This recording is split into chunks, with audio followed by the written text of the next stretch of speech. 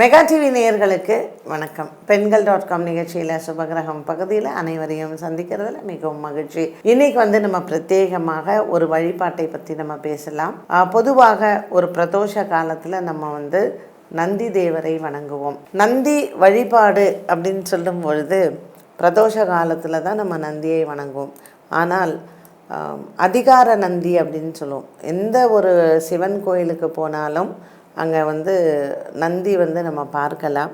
ஒரு கொடிமரத்துக்கு பக்கத்துலேயே நந்தி இருப்பார். அதே மாதிரி உள்ள நம்ம கர்ப்பகிரகத்துக்கு போதும் நந்தி தானே அவருக்கு வாகனம். அதனால் சிவனுக்கு முன்னாடி நந்தியம் பெருமானை நம்ம பார்க்கலாம். அது சின்ன கோவிலோ பெரிய கோவிலோ, ஒரு கோவிலுக்குள்ளே நம்ம நுழையறிச்சு, அதாவது ஒரு சிவன் கோயிலுக்குள்ளே நம்ம நுழையும் பொழுது ஃபஸ்ட்டு தோரண வாயிலில் இருக்கக்கூடிய விநாயகர் இருப்பார். விநாயகரே பார்த்திங்கன்னா ஒரு 2-3 விநாயகர் இருப்பார். சன்னதி வாசலில் ஒரு விநாயகர் இருப்பார், தோரண வாசலில் ஒரு விநாயகர் இருப்பார், அப்புறம் கொடிமரத்துக்கு கீழே ஒரு விநாயகர் இருப்பார். இப்படி விநாயகரே 2-3 விநாயகர் இருப்பார். ஸோ ஒரு கோவிலுக்குள்ளே நம்ம நுழையும் போது விநாயகர் பெருமானினுடைய வழிபாடு செய்யாமல் நம்ம கோயிலுக்குள்ளே நுழையவே கூடாது. ஏன்னா முதல் வணக்கம் அவருக்கு தான் வைக்கணும். அந்த முதல் வணக்கத்தை நம்ம விநாயகருக்கு வச்சுட்டு உள்ளே போகிறோம் இல்லையா, கொடிமரத்துக்கு பக்கத்தில் இருக்கக்கூடிய நந்தி, அந்த நந்தியம்பெருமான்கிட்ட நம்ம பர்மிஷன் கேட்கணுமா, அனுமதி. இந்த சிவன் கோயிலுக்கு நான் வரேன், உள்ளே போய் நான் சிவபெருமானை பார்க்கறதுக்கான அனுமதியை நீங்கள் கொடுக்கணும்னு சொல்லி நந்தியம்பெருமான்கிட்ட நம்ம உத்தரவு கேட்கணும். அதற்கு அப்புறம் தான் நம்ம உள்ள கர்ப்பகிரகத்துக்கு போகிறோம். அங்கே ஒரு நந்தியம்பெருமான் இருப்பார். அவரையும் வணங்கி நம்ம சிவனை வணங்கணும். இதுதான் ஒரு கோவிலுக்குள்ளே நம்ம வணங்கக்கூடிய ஒரு முறை. ஆனால் நாம் என்ன பண்ணுவோம்னா, ஒரு 10 கோவிலுக்கு போகணுன்னு பிளான் வச்சுருப்போம். அதனால் அப்படியே நம்ம பேசிகிட்டே வருவோம், ஃபோன் பேசிகிட்டு வருவோம், கூட வரவங்கள்ட்ட பேசிகிட்டு வருவோம். விநாயகரை வணங்க மாட்டோம். கொடிமரத்துக்கு பக்கத்தில் என்ன இருக்குதுன்னு நம்ம பார்க்க மாட்டோம். ஏதோ ஒரு கட்டாயத்தின் பேரில் இந்த கோயிலுக்கு நம்ம போகணும் அப்படின்னு சொல்லிட்டு அவசரமாக போய் சாமியை பார்த்துட்டு கர்ப்பகிரகத்தை பார்த்து சுற்றி இருக்கிற பரிவார தெய்வத்தை என்ன இருக்கான்னு கூட நம்ம பார்க்க மாட்டோம். ஆனால் வழிபாட்டு முறைகள்லேயே என்ன சொல்லியிருக்காங்கன்னா, ஒரு சிவன் கோவிலுக்கு போகும்பொழுது முதல்ல விநாயகரை வணங்கி, விநாயகரை வணங்கின கையோடு நம்ம போய் நவகிரகத்தை வணங்கணும். நவகிரகத்தை வணங்கினதுக்கப்புறம் நம்ம போய் அம்பாளை பார்த்துட்டு சிவனை பார்த்துட்டு தான் வரணும்னு. இதுதான் நம்ம அந்த மாதிரியெல்லாம் ரூல்ஸ் ஃபாலோ பண்ணி பண்ணுறோம் இல்லையா.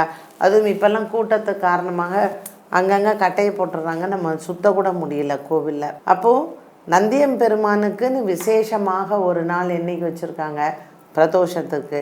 எப்படி கருடன் பார்வை பார்த்துட்டே இருப்பாராம். பெருமாளை யாரையாவது பெருமாளுக்கு ஏதாவது ஒரு ஆபத்து வந்துருமோ அப்படிங்கிறதுனால கருடன் தன்னுடைய கண்கள்லேயே பெருமாளை பார்த்துட்டே இருக்கார். அதே போல தான் நந்தியம் பெருமானும் இறைவனுக்கு வாகனமாக அவர் இருக்கார்.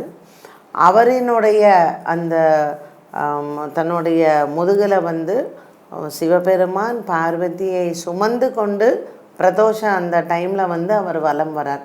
அப்போ நந்தி பெருமானுக்கு சிவபெருமான் அந்த அதிகாரத்தை கொடுத்துருக்கார். நந்தி சிவனையே நம்ம தானே இது பண்ணுறோம், சுமக்கிறோம் அப்படின்னு சொல்லி அவரினுடைய கர்வத்தையும் அவர் அவரினுடைய அந்த அகம்பாவத்தையும் சிவபெருமான் அடக்கி அதற்கான ஸ்தலங்களும் நமக்கு இருக்குது. நம்ம பாடல் பெற்ற ஸ்தலங்களில் இது எல்லாமே நம்ம பார்க்குறோம் இல்லையா.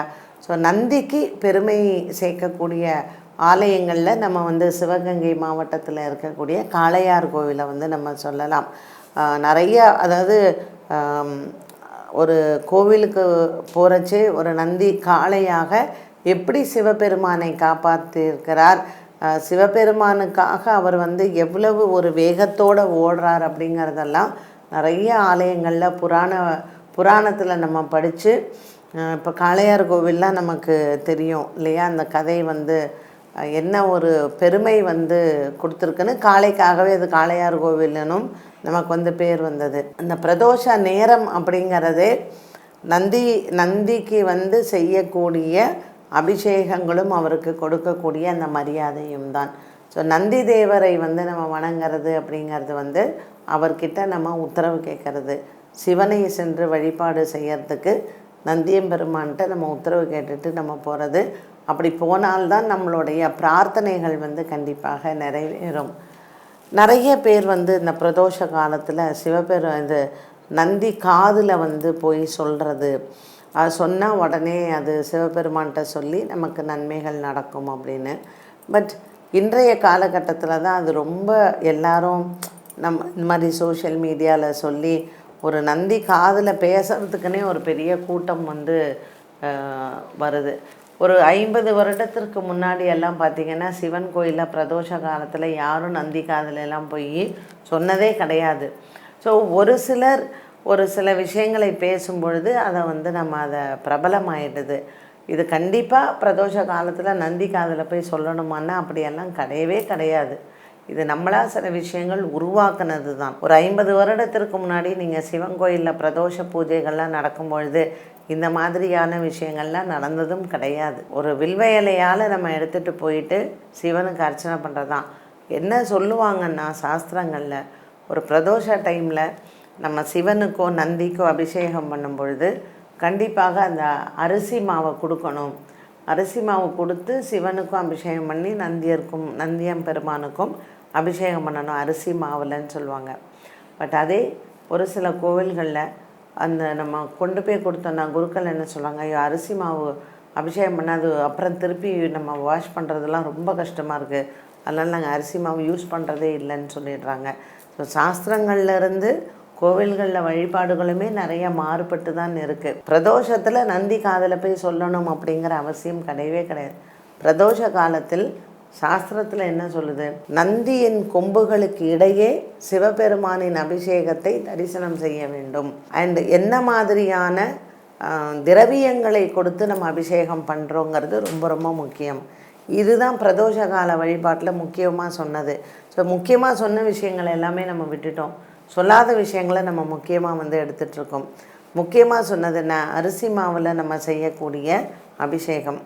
அதே மாதிரி திரவியங்களில் வந்து பார்த்திங்கன்னா பால், பன்னீர், இளநீர், சந்தனம், இந்த மாதிரியான குளிர்ச்சியான திரவியங்கள் வந்து அவருக்கு அபிஷேகத்திற்காக சொல்லப்பட்டிருக்கு. ஏன்னா ரொம்ப அக்னிஸ்வரூபமாக ஒரு ருத்ரனாக இருக்கிறார் சிவபெருமான். அவருடைய உஷ்ணத்தை தணிக்கக்கூடிய அந்த திரவியங்கள் தான் முக்கியமாக பயன்படுத்தணும் அப்படின்னு. அந்த விபூதி அவ்வளவும் போட்டு சுவாமிக்கு வந்து அபிஷேகம் பண்ணுவாங்க. ஸோ நீங்கள் ஒரு பிரதோஷ காலத்தில் கோயிலுக்கு போனீங்கன்னா இந்த மாதிரி அபிஷேக பொருட்களை கோவிலுக்கு கொடுங்க. அது ரொம்ப ரொம்ப முக்கியம். அண்ட் பிரதோஷ காலத்தில் போய் நந்தியம் பெருமானுக்கு காதில் கண்டிப்பாக சொல்லணும். ஐயோ நான் சொல்லாமல் வந்துட்டேனே அப்படிலாம் நினைக்காதீங்க. அபிஷேகத்தை கொம்புகளுக்கு இடையே தரிசனம் செய்வது ரொம்ப முக்கியம். பிரதோஷ காலத்தில் நந்தியம் பெருமான் வந்து வலம் வரார் இல்லையா, சுவாமி வந்து அம்பாளோட வலம், அதை பார்க்கணும். அது பார்க்குறது ரொம்ப ரொம்ப விசேஷம். ஸோ இதுதான் ரொம்ப விசேஷமாக சொல்லப்பட்டிருக்கு. நந்திக்கு நம்ம வந்து ஒரு பூஜை பண்ணணும் அப்படின்னு சொன்னால் நீங்கள் வந்து பிரதோஷ காலத்தில் நந்திக்கு வந்து ஒரு வில்வார்ச்சனை பண்ணுங்கள். இல்லை வந்து வில்வ மாலை வாங்கி போடுங்க, அருகம்புல் மாலையும் வாங்கி போடலாம். என்ன நேயர்களே, இன்றைய பெண்கள்.com நிகழ்ச்சியில் சுபகிரகம் பகுதியில் நந்தியம் பெருமானினுடைய வழிபாடு, இல்லை ஒரு சிவன் ஆலயத்தில் நம்ம நந்திக்கு என்னெல்லாம் ஒரு பெருமை அப்படிங்கிறத பற்றி பார்த்தோம். மீண்டும் சந்திக்கும் வரை நன்றி, வணக்கம்.